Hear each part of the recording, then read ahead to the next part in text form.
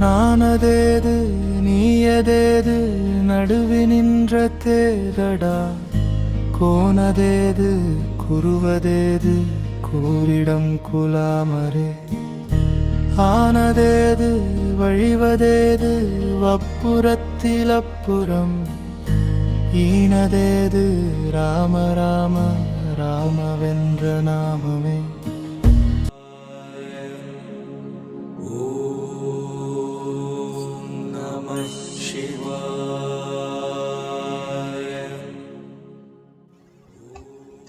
ஓம் நமச்சிவாய.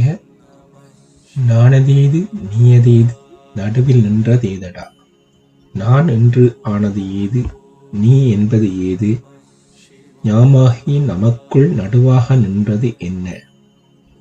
கோணதேது குருவதேது கூறிடும் குலாமலே.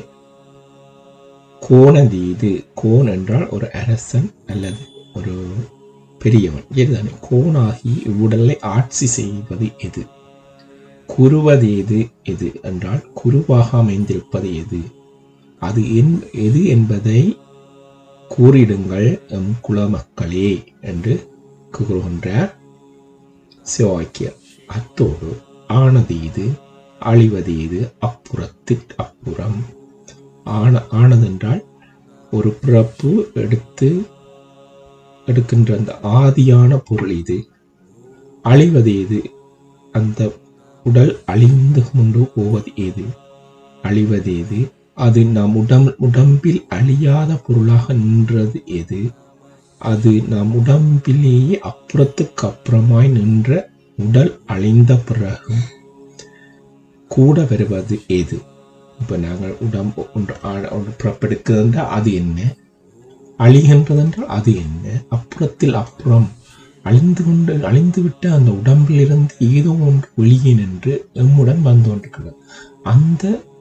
அது என்ன? ஈனதேது ராம ராம ராமவென்ற நாமமே. என்ன சொல்லுகின்றார் என்றால், இவை யாவும் ஒன்றே என அறிவை அறிய வைத்த நம் பிறவியை ஈடேற்றச் சரியானது ராம நாமமே என்பதை உணர்ந்து ராம மந்திரத்தை ஓதுங்கள் என்று சிவாக்கிய சித்தர் சொல்கின்றார். இந்த பாடலில் சிவாக்கிய சித்தர் இனத்தை சொல்லுகின்றார் என்றால், நான் என்றாலும் நீ என்றாலும் எல்லாமே, கோணென்றாலும் குருவென்றாலும்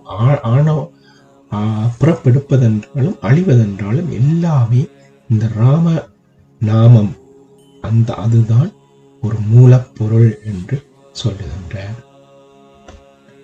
ஓம் நமச்சிவாய.